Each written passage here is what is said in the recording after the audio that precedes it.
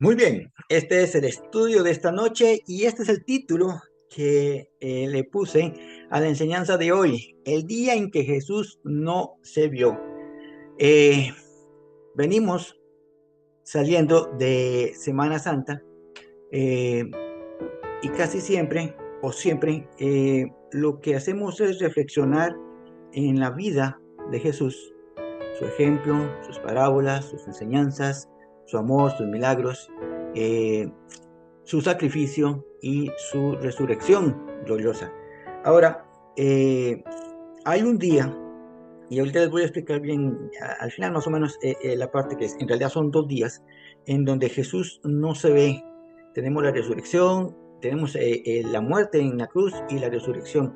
Ese día en medio, o ese par de días en medio, eh, algo ocurre.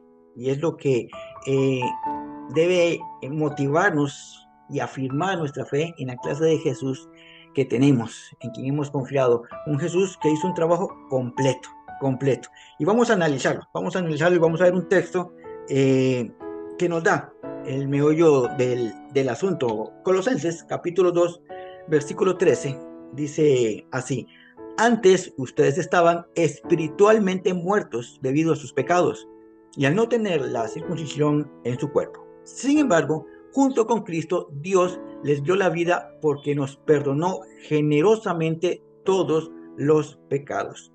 Esto que está acá, tenemos vida porque perdonó generosamente todos los pecados. Eso es el resultado divino. Usted y yo somos perdonados por gracia. Somos perdonados por la misericordia de Dios a través de Jesucristo, quien paga por todos nuestros pecados. Ese es el resultado divino. Ahora, el versículo 14 dice: Él anuló el acta que había contra nosotros, que por sus decretos nos eran contrarias, y la ha quitado de en medio al clavarla en su cruz. Esto que está acá es la decisión divina. No hicimos nosotros nada para que esa acta se anulara. Es una decisión completamente divina. Él anula el acta que nos declaraba a nosotros culpables y la clava en la cruz a través de Jesucristo. Y viene el versículo 15 que dice: y despojando a los principados y a las potestades, los exhibió públicamente, triunfando sobre ellos en la cruz. Esto es el poder divino. Y aquí es donde vamos a empezar a analizar, basado en este texto. Leímos el contexto, ¿verdad? Eh, el, el, el resultado de la decisión de Dios a favor de nosotros, y aquí está reflejado el poder divino, como lo hizo Dios. Pero vamos a analizar este texto. Cuando habla de principados y potestades, los términos originales en griego es argen, que habla de gobierno, y exousia, que habla de autoridad. Entonces, lo que quiere decir esto es que Dios, a través de Jesucristo, con su obra perfecta, le quitó el gobierno y la autoridad a alguien. Vamos a ir paso a paso. La pregunta es: ¿de qué le quitó el gobierno y de qué le quitó la autoridad y a quién se lo quitó? Tenga la pregunta ahí porque más adelante la vamos a ir contestando.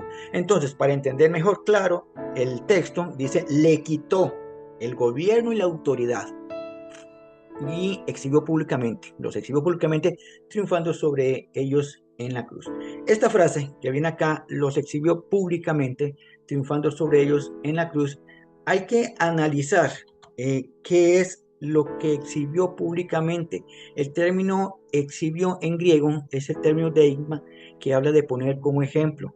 Ahora, cuando hablamos de que triunfó, perdón, de que exhibió públicamente, eh, podremos analizar que en la área física, en la área natural, eh, la exhibición de la resurrección de Jesús no fue tan pública, porque muchos vieron a Jesús ya resucitado, pero muchos, muchísimos no lo vieron. Uno humanamente le hubiera gustado que Jesús saliera y se le presentaron a los fariseos. Ya no querían creer, ¿verdad? Mírenme, mírenme. Y ay, yo me volvería loco. Por eso Jesús es Jesús y yo soy yo. Yo me volvería loco y yo voy y le saco en cara a los fariseos: vean, ustedes se equivocaron ya. Jesús obviamente tenía un plan diferente que no tiene nada que ver con el ego humano, ¿verdad? Pero la exhibición pública no fue en el área natural o en el área material, sino que esto fue una exhibición en el ámbito espiritual. Hubo una exhibición pública, pero en el ámbito espiritual. La pregunta es, ¿cuándo ocurrió esta exhibición pública en el área espiritual? Tengámosla ahí porque tenemos ya un par de preguntas. ¿A quién le quitó el poder, la autoridad, la gobernatura? ¿Cuándo ocurrió esto? Estas son preguntas que le vamos a ver. Y si nos preguntamos cuándo ocurrió esto, es el título que se le da a este estudio. ¿Cuándo ocurrió? El día que Jesús no se vio. Las personas vieron a Jesús muriendo en una cruz. Y las personas vieron a Jesús resucitada ya fuera del sepulcro. Hablo de las personas que lo vieron, los discípulos, Tomás, las mujeres que fueron al sepulcro, vieron, y otras personas vieron a Jesús resucitado, como aquellos que iban caminando hacia Emaús, vieron a Jesús resucitado. Pudieron verlo en la cruz, lo pudieron ver fuera ya del sepulcro, pero cuando no se vio es cuando ocurre esto, que es lo que quiero que analicemos. ¿Qué fue lo que pasó en medio de la crucifixión y la resurrección? ¿Qué fue lo que pasó en medio? Traigo a colación esto porque tal vez por la época salieron muchas cosas, escuché otras cosas y es necesario que usted y yo lo tengamos claro. ¿Qué fue lo que ocurrió cuando Jesús no se vio? Físicamente no se vio. ¿Qué fue lo que pasó? Muy bien, para entender esto mejor, nos vamos a ir a la carta de Pedro, la primera carta de Pedro, en el capítulo 3, versículo 18. Dice, porque también Cristo padeció una sola vez por los pecados, el justo por los injustos, para llevarnos a Dios, siendo la verdad muerto en la carne, pero vivificado en espíritu. Vivificado en espíritu. Cuando decimos muerto en la carne, entendemos porque murió su cuerpo físico en la cruz. Cuando decimos vivificado en espíritu, el término o la frase en el original griego, ese pero lo cambia, lo ubica en otra parte y lo deja más claro. El término en griego es soperio de pneuma. Dice resucitado, ven el pero, está después del vivificado, resucitado, pero en espíritu. Muerto en la carne y resucitado, pero en espíritu. Eso es el versículo 18. Vamos hilando fino. Versículo 18. Avanzamos. El versículo 19 de esta primera carta dice, y de este modo, o sea, vivificado en espíritu, resucitado en espíritu, de este modo fue y predicó a los espíritus encarcelados. Ahora, este texto mal enseñado es lo que le dio origen a la idea de que existe un purgatorio, de que Jesús bajó a predicar el evangelio. Hay iglesias, tradicionalmente la católica, pero también iglesias anglicanas, que creen en el purgatorio, de que Jesús fue y predicó el mensaje de salvación a los que estaban, digámoslo así, todavía no quiero avanzar en ese punto, pero digamos que estaban condenados, y ahí fue y predicó. Pues bueno, mal interpretado, mal aplicado, dio origen a ideas como el purgatorio. El término que viene como predicó en el original es keruso, y habla de proclamar. Ok, sí se puede usar para hablar del evangelio, proclamar las buenas nuevas, se puede usar el término keruso, pero Jesús no fue a predicar el evangelio, fue a proclamar. Ahí a los espíritus encarcelados fue a proclamar. Ahora la pregunta es, ¿qué fue a proclamar? Pues exactamente es lo que venía diciendo Pablo en la carta a los colosenses, despojando principados y potestades y exhibiéndolos públicamente. Lo que Jesús fue a proclamar fue su victoria. Y ahí fue público en el mundo espiritual. Todo el mundo espiritual vio que Jesucristo, que Jesús, no podía ser detenido ni por la misma muerte. Él viene y se presenta ahí a declarar, a proclamar su victoria sobre la muerte. Y dice que lo hace sobre los espíritus encarcelados. Hay una idea de qué eran estos espíritus encarcelados. La Biblia no dice literalmente quiénes eran los espíritus encarcelados, da una idea. La tradición judía se basa en Génesis 6 cuando habla de ángeles caídos. Los ángeles caídos que hablan en Génesis 6 es estos ángeles caídos que se mezclaron con los seres humanos, que tuvieron relaciones con mujeres y de ahí nacieron los gigantes. Ahí lo puede leer usted en Génesis 6. Y esos ángeles fueron aprisionados, esos ángeles caídos fueron aprisionados en ese mundo espiritual. Eso es tradición judía, ¿verdad? Sí existe Génesis 6 y lo que dice Génesis 6, pero que sean esos los que estaban ahí como espíritus encarcelados, no lo dice específicamente la Biblia, sino que es por tradición judía que se dice, ¿verdad? No se enseña porque no lo enseñamos, escuchamos lo que se dice como tradición judía. Ahora, Pedro da otra idea, tal vez un poco más clara, en el versículo 20, porque dice, y predicó a los espíritus encarcelados, los que en otro tiempo, dice el versículo 20, desobedecieron. Ojo, cuando una vez esperada la paciencia de Dios, a los días de Noé, mientras se preparaba el arca, en la cual pocas personas, es decir, 8, fueron salvadas por agua. Está hablando acá de aquellos que no quisieron escuchar el mensaje de Noé. Estamos hablando en el diluvio. Noé fue encomendado por Dios para salvar, ¿verdad? A los que obedecieron el mensaje, en este caso de salvación que tenía Noé para ellos. Se construye el arca y solo Noé y su familia entran. Estos que desobedecen, puede ser, según lo que interpreta Pedro acá, son los que están como espíritus encarcelados. Ahora, el término que viene acá como desobedecer es del griego apeiteo, que habla de no creer, pero vean que es de no creer no porque no comprenden la situación. La definición que viene ahí en el diccionario griego con respecto al texto es personas que no querían creer para seguir su vida perversa. Recuerden que el texto de Génesis dice que Dios veía a los humanos y que en ellos todo el día era de continuo de estar haciendo el mal. Era gente mala y que no quería cambiar. Claro, Noé les habla de lo que viene, de la purga en la humanidad que va a haber en ese momento, y ellos no quieren creer, o sea, hacen oídos sordos porque quieren seguir su vida perversa. Y estos son los que obviamente mueren a través del diluvio. Entonces, ¿qué es lo que tenemos acá? Que Jesús resucita, pero en espíritu, y va a proclamar su victoria a los espíritus encarcelados. No es que está proclamando salvación, no es que está hablando del evangelio, no está diciendo crean en mí para que salgan de aquí, porque no es así. ¿Qué es lo que va a hacer ahí? Proclamar su victoria. ¿A quiénes? ¿Por qué? ¿Y para qué? Son las preguntas que he escuchado en diferentes lugares, incluyendo hasta en el trabajo, que se hacen las personas, y hay cada respuesta que inclusive he escuchado en YouTube y en personas dando enseñanzas que es más idea de un yo creo, yo pienso, o eso es lo que espero, que más que la realidad de lo que la palabra enseña. Entonces, ¿qué es lo que hace Jesús ahí?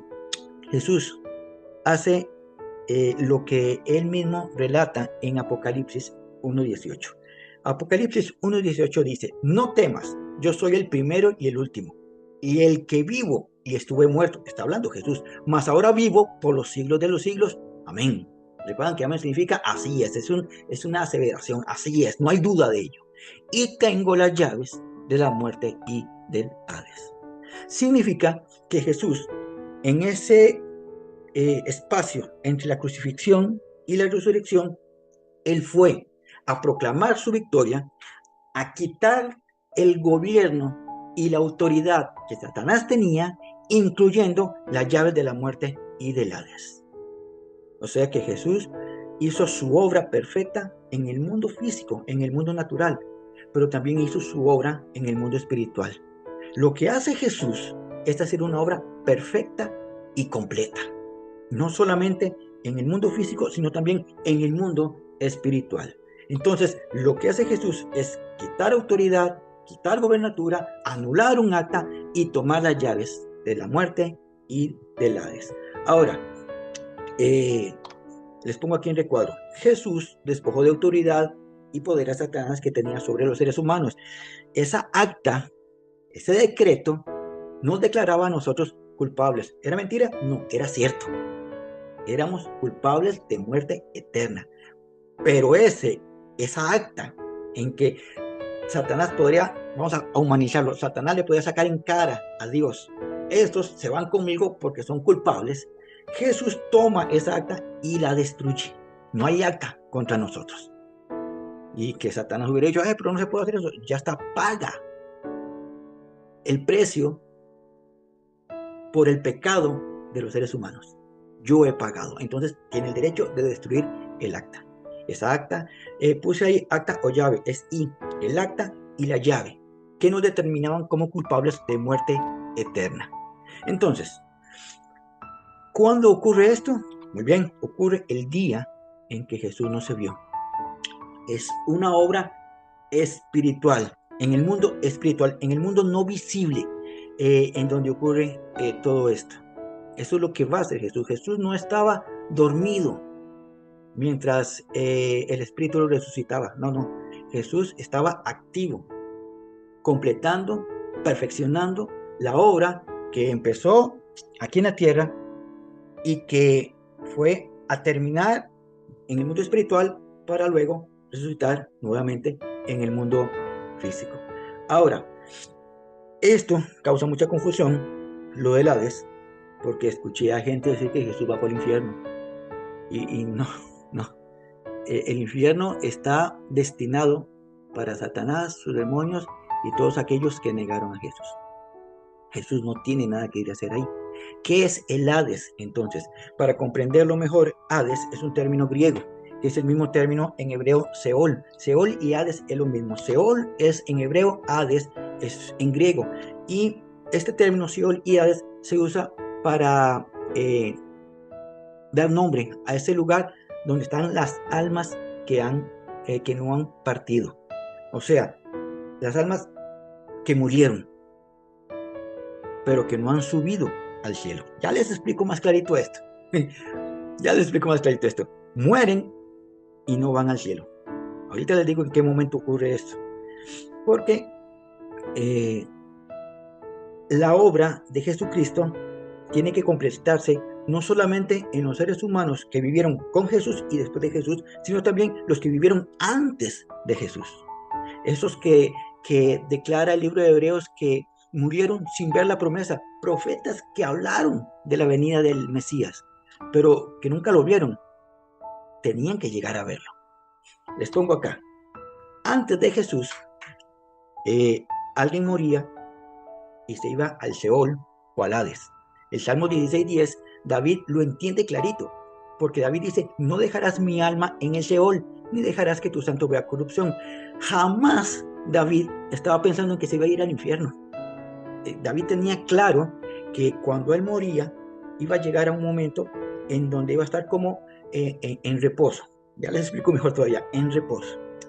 Pero que no se iba a quedar ahí, sino que iba a ser llevado a vivir eternamente con Dios.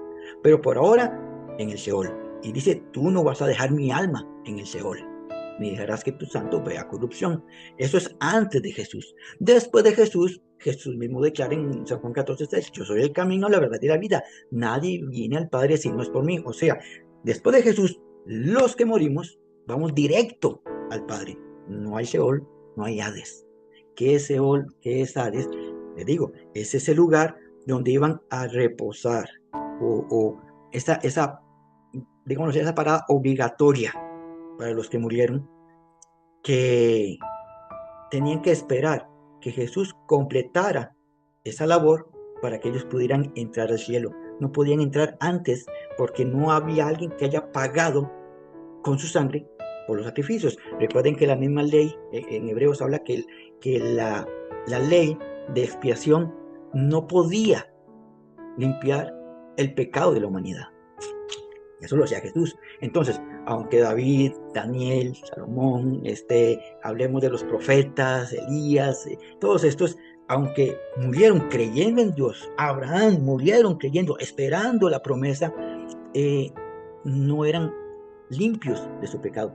Como todo ser humano, tenían pecado, pero no eran limpios porque el sacrificio de chivos expiatorios y de toros y todo esto no limpiaban el pecado. Había que esperar que ocurriera la obra perfecta de Jesús para limpiar todos los pecados y ya perfeccionados puedan ellos entrar al reino de Dios. Entonces, esto escuché a gente decir en algún momento que estos almas, digámoslo entre comillas, almas buenas, ¿verdad? Almas que creyeron en Dios, han pasado siglos de siglos esperando que Jesús llegara y al fin Jesús llegó a rescatarlos de ahí.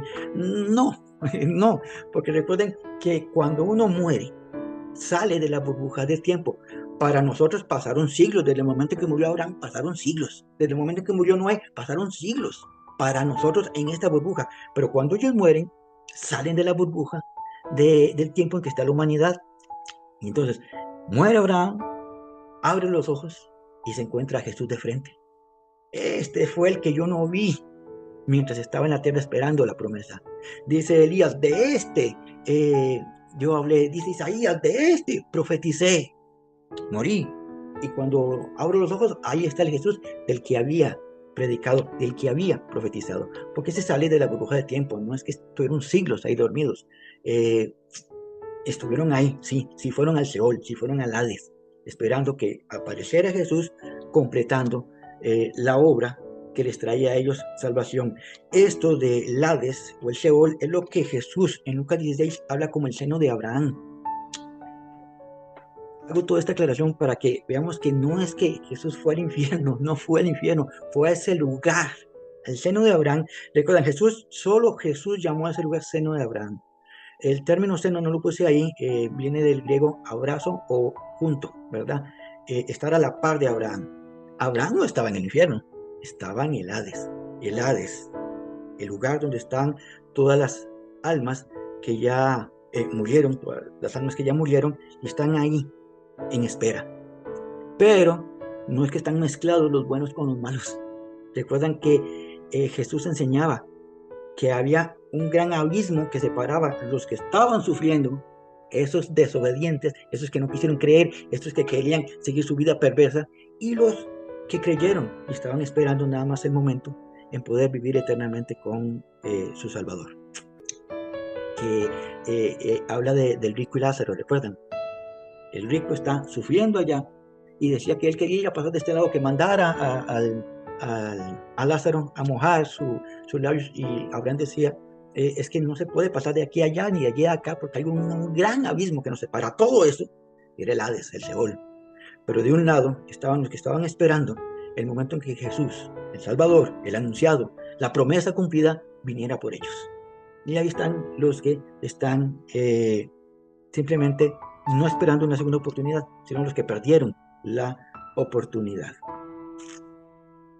Pablo escribe a Efesios algo que nos va aclarando más este asunto y que nos enseña la magnitud de la obra de Jesucristo. No simplemente murió en una cruz para perdón de nuestros pecados, es que creó todo el plan de salvación perfecto para nosotros, para los que vienen después de nosotros y los que estaban antes de nosotros, antes de Jesús. Dice Pablo en Efesios 4:8, por lo cual dice, oigan esto, subiendo a lo alto, llevó cautiva la cautividad y dio dones a los hombres. Y eso de que subió, ¿qué es? Sino que también había descendido primero a las partes más bajas de la tierra. Pablo lo está diciendo. Se los pongo en la versión PDT, que es más clarita todavía. Dice la PDT. Por eso dice, cuando subió a los cielos, se llevó a los prisioneros y entregó dones a la gente. ¿Qué significa eso de que subió? Pues significa que primero descendió a las partes más bajas de la tierra. Cuando Pablo dice aquí, por eso dice, está hablando del Salmo 68:18, que menciona esto el rey David. Y vean lo interesante, el término las partes bajas de la tierra usa el término griego catóreros. que habla de bajo, muy bajo, y localmente Hades, es lo que quiere decir catóreros, la parte más baja como el Hades. Entonces, significa que esto que ascendió es porque también había descendido al Hades. Está hablando Pablo a los Efesios de que Jesús subió porque había descendido al Hades. Ahora, esta explicación, mis amados, es lo que nos hace a entender un poco mejor qué fue lo que pasó cuando Cristo resucitó. Porque hay un texto que ha sido muy confuso, poco entendido. Creo que en algún momento yo di un estudio de eso, pero cabe a colación con lo que estamos hablando en este momento. Mateo cuenta la historia en el capítulo 27, 51 y 53. Y aquí, el velo del templo se rasgó en dos, de arriba a abajo, y la tierra tembló y las rocas se partieron. Y se abrieron, dice, los sepulcros, y muchos cuerpos de santos que habían dormido se levantaron y salieron de los sepulcros después de la resurrección de él, o sea, de Jesús, y vinieron a la santa ciudad. Es interesante esto porque he escuchado a muchos diciendo cosas que no tienen nada que ver con esto y desligan la historia de lo que es verdaderamente lo que hizo Jesús. ¿Qué es lo que hizo Jesús? Es lo que estamos viendo acá, que él fue, descendió al Hades y proclamó su victoria. Le quita poder y autoridad a Satanás que tenía sobre los seres humanos, destruye el acta que nos condenaba, toma las llaves de la muerte y del Hades y resucita. Pero venía por aquellos santos que estaban esperando la promesa, que para ellos es un abrir y cerrar de ojos, para nosotros siglos, para aquellos tiempos en donde se abrieron los sepulcros, pasó mucho tiempo desde que murieron estos santos, pero ese día Jesús resucita y se lleva a los prisioneros, lleva cautiva la cautividad, viene y rescata a los prisioneros que están en el Hades, esperando en el seno de Abraham, esperando el momento para irse con Jesús a vivir eternamente. 3 puntos importantes acá. Uno, vean acá, que usa el término muchos cuerpos de santos que habían dormido. Este término dormido es el mismo que usa cuando se menciona a Lázaro, que le dice Jesús a sus discípulos, vamos, ya tenemos que ir a Betania porque Lázaro está durmiendo. No está muerto, está dormido. Usa el término dormido para decir que ha muerto. Al igual como con la hija de Lázaro, perdón, la hija de Jairo. ¿Se acuerdan que él entra y dice, no está muerta, está dormida? Y que todo el mundo se burlaba. Es el mismo término que usa acá Mateo. 2, no salieron todos del Hades, no salieron todos del Seol. Salieron solamente los santos, los que han sido justificados a través de Jesucristo, los que creyeron en la promesa. No salieron todos. Los que desobedecieron, los que no quisieron creer, los que querían seguir su vida a pesar de lo que escucharon de Noé y de los profetas, que quisieron vivir a su manera, obviando que existe un Dios o creyendo en seguir a un Dios, se quedaron ahí. No hay segunda oportunidad, no hubo predicación en una segunda oportunidad para salir del purgatorio, no. Ellos perdieron su oportunidad, se quedaron ahí. Los que estaban esperando, esos santos, salieron, dice ahí, no todos, solamente los santos salieron de ahí. ¿Por qué? Porque Jesús mismo dijo en Mateo 22:32, yo soy el Dios de Abraham, de Isaac y Jacob. Dios no es Dios de muertos, sino de vivos. Esto es maravilloso, porque lo que hace Jesús trasciende lo que nuestra misma mente podría lograr entender. ¿Qué fue lo que hizo Jesús ahí? Fue a perfeccionar la obra por la cual fue enviado por el Padre acá a la tierra. ¿Cuándo murió? ¿Cuánto tiempo estuvo ahí? Bueno, la tradición que dicta. Viernes muere, viernes muere, sábado no se sabe nada de él y el domingo resucita. Son 3 días y 3 noches. Para que hayan 3 días y 3 noches no puede morir el viernes, porque si muere el viernes tenemos el viernes una noche, sábado segunda noche y el domingo en la mañana resucita. Falta una noche ahí. Significa que Jesús muere un jueves. Se los pongo acá. Jueves en la tarde muere Jesús. Primera noche es el jueves en la noche. Viernes, primera mañana, segunda noche. sábado, segunda mañana, tercera noche. Domingo resucita, tercera mañana. 3 días, 3 noches. 3 noches, 3 días es que estuvo Jesús muerto. El jueves muere Jesús, el domingo resucita. Este viernes y sábado, o sea, viernes y sábado, él va al Hades a completar la obra en el mundo espiritual. Entonces, la clase de Jesús que usted y yo tenemos es alguien que hizo una obra tan perfecta, que la salvación alcanza a toda la humanidad, desde antes que Jesús viniera aquí a la tierra y más allá de que Jesús ya ascendió al cielo. La obra de Jesús es perfecta y alcanza a todos, nos alcanza a todos. Y lo que hace Jesús es proclamar su victoria en el mundo espiritual. No es que fue al infierno, no tiene nada que hacer en el infierno, no es que fue a predicar una segunda oportunidad para salvación, ni es que estaban en un momento de pausa en el sepulcro, esperando que fuera resucitado. Jesús estuvo activo en todo momento. Caminó por la tierra hasta llegar a la cruz y morir en la cruz por nuestros pecados. Derrama su sangre para limpieza de toda nuestra maldad y va y completa esa obra en el mundo espiritual para el domingo resucitar y enseñarnos a nosotros el camino que lleva al Padre. Excelente. Entonces, cuando vemos un texto como el de Colosenses 2:15, tenemos que verlo con otros ojos. Y dice, y despojando a los principados y potestades. Está hablando de autoridad, está hablando del mundo espiritual. Toda gobernatura, toda autoridad, todo poder del mundo espiritual, Jesús los desnudó literalmente. No tienen poder sobre un Jesús. Y con él nos da la victoria a nosotros, porque anula el acta, quita las llaves de la muerte y del Hades, y ya Satanás no tiene autoridad sobre nosotros.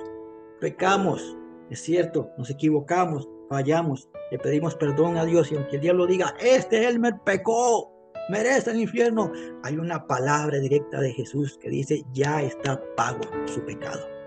Esa acta fue anulada, y quien tiene las llaves soy yo.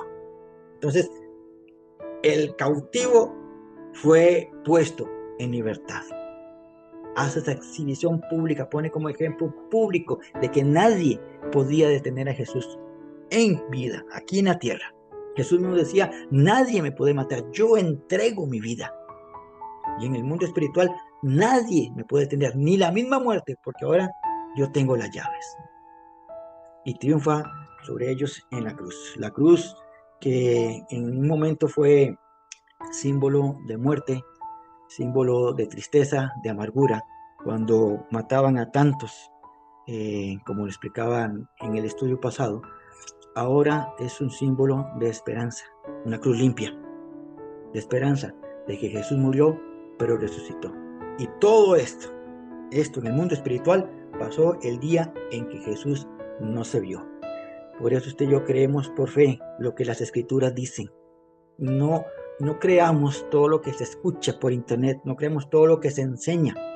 Creamos lo que la palabra dice, lo que la palabra enseña. Oigamos estudios, oigamos enseñanzas, pero corroborémoslo con la palabra. No hay tal purgatorio, no hay tal visita al infierno, no hay tal momento de ausencia, inactividad de Jesús. No hay nada de eso. No hay nada de estas ideas humanas que tratan de rellenar lo que Jesús ya hizo. Jesús hizo una obra perfecta de salvación para aquellos que esperaron la promesa y no la vieron, según el libro de Hebreos, y que en ese momento la llegaron a ver. Vieron al Jesús que habían esperado, el Mesías prometido, lo estaban viendo. Y después de Jesús, usted y yo tenemos la claridad, la seguridad de que una vez que partamos de este mundo, nos vamos directamente a vivir con el Padre, por la eternidad, a través de Jesucristo. Este es el estudio de esta noche, el día que Jesús no se vio.